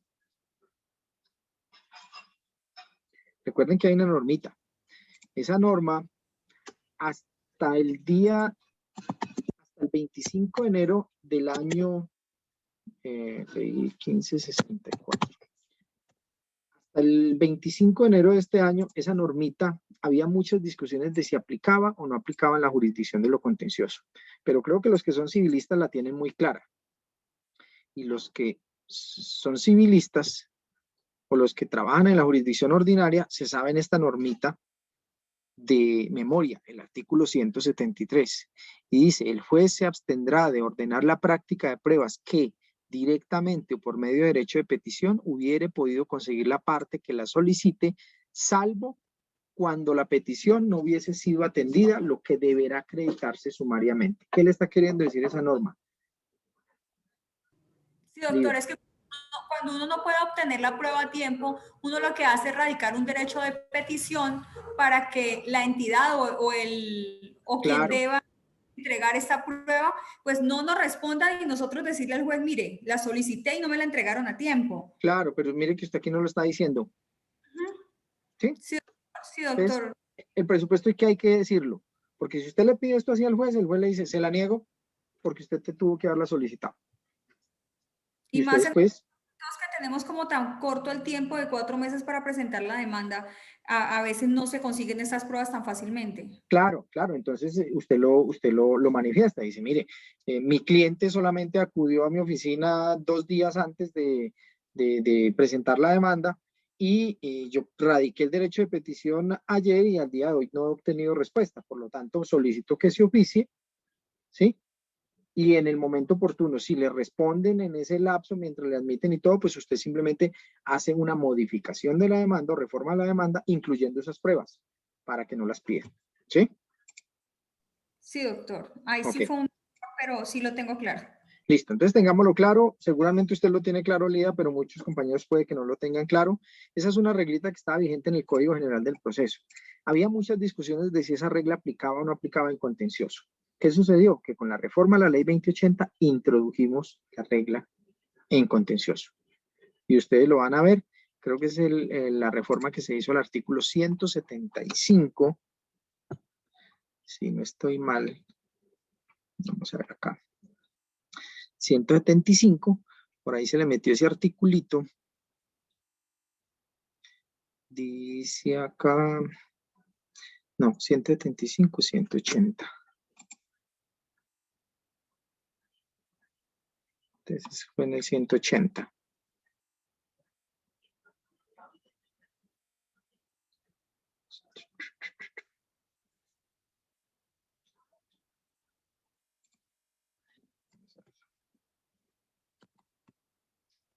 Aquí. 173. En sentencia anticipada, dice el juez o magistrado ponente mediante auto se pronunciará sobre las pruebas cuando ello haya lugar. 182A. Cuando dando aplicación a lo dispuesto en el artículo 173 del Código General del Proceso. ¿Sí? ¿Y eso qué implica? Que en el 173 del Código General del Proceso dice que todas aquellas pruebas que usted hubiese podido obtener a través de derecho de petición, tiene que allegarlas, o de lo contrario, tiene que manifestarle al juez y demostrarle que usted las solicitó, pero que no pudo obtenerlas antes de presentar la demanda. ¿Listo? ¿Queda claro? Pruebas Sí. aportadas. Bueno, entonces aquí estaban pidiendo el certificado de salario, está bien. Copia auténtica de la hoja de vida del demandante. Normalmente hoy en día ya ese tema de copias auténticas en la jurisdicción no está exigiéndose en tanto que se presume la buena fe y si la contraparte no tacha esos documentos, pues no hay necesidad de pedir copia auténtica. Ya digamos que esa oscuridad en la jurisprudencia que había como hasta 2012, 2013, que todavía exigían muchas copias auténticas para todo, pues se superó en la jurisdicción y aquí ya prácticamente con copias simples se puede tomar una decisión judicial porque se supone que la parte a la quien se opone un documento tiene que tacharlo o desconocerlo en el momento pertinente. De lo contrario, se entiende que lo acepta y se entiende que es válido el documento por la misma disposición de el artículo, creo que es el 264 del Código General del Proceso, que dice que las copias tendrán el mismo valor. Las copias simples tendrán el mismo valor que sus originales. ¿Sí? Bueno.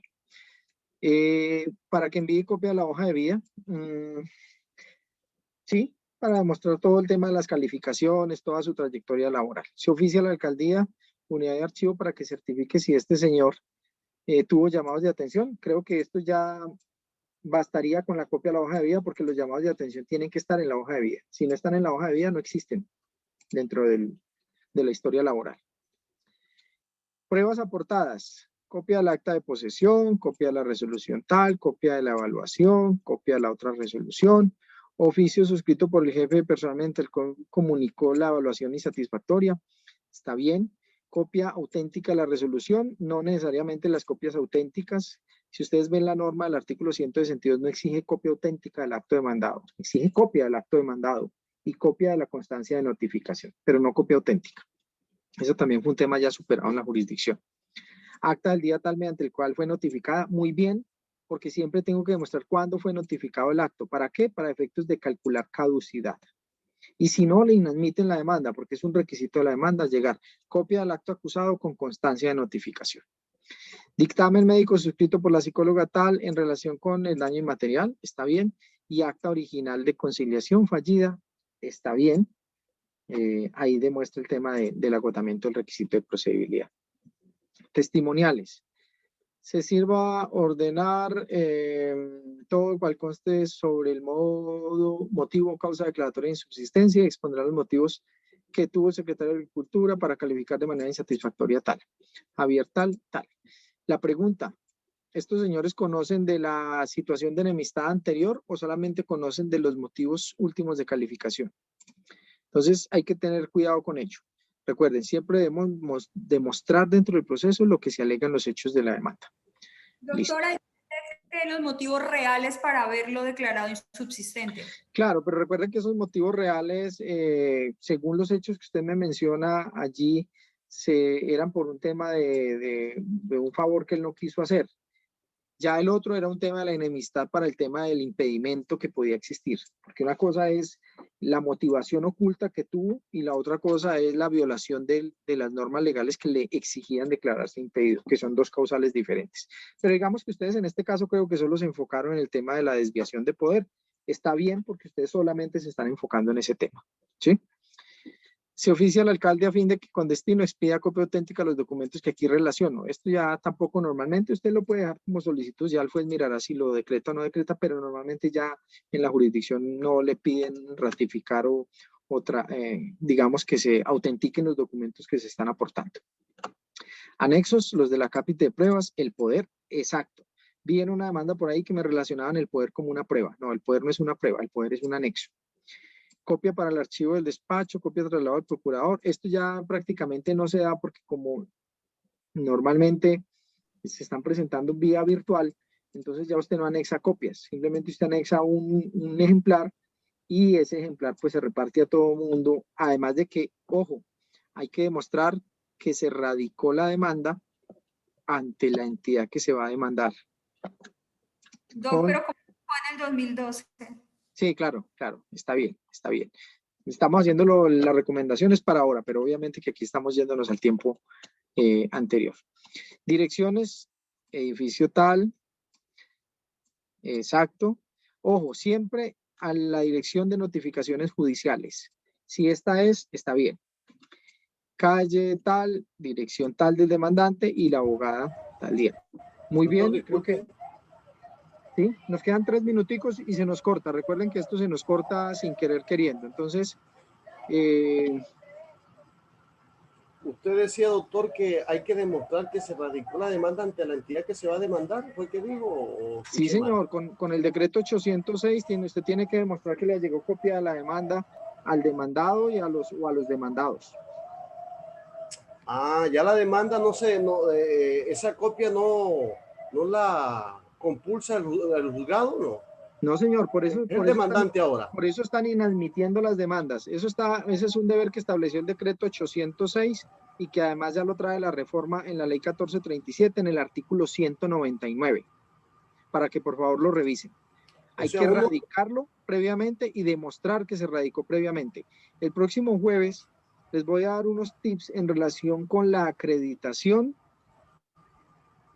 electrónica de esos mensajes de datos, que estamos viendo muchos errores en la acreditación de esos mensajes de datos o de esos comprobantes de radicación ante las entidades. Ahí vamos a hacer un pequeño ejercicio, ojalá nos alcance el tiempo y si no lo hacemos el viernes en la última sesión, porque es importante que lo tengan en cuenta. Creo que ya se nos va a cortar, en un minutico se nos corta. Les agradezco a todos los que vinieron, estuvieron pendientes, a pesar de que no era una sesión obligatoria. Creo que aprovecha mucho este tipo de conversaciones y charlitas que podemos tener extra currículum. Sí, doctor. Gracias, doctor. Gracias por su tiempo. Por su tiempo. Gracias mucho. Mañana Feliz noche. nos vemos 6 de la tarde Gracias, mediante. chao. Y mañana entonces anunciamos y nos vemos el jueves nuevamente. Muy amable, doctor. Feliz noche. Muy bien. Para todos. Luego. Feliz noche.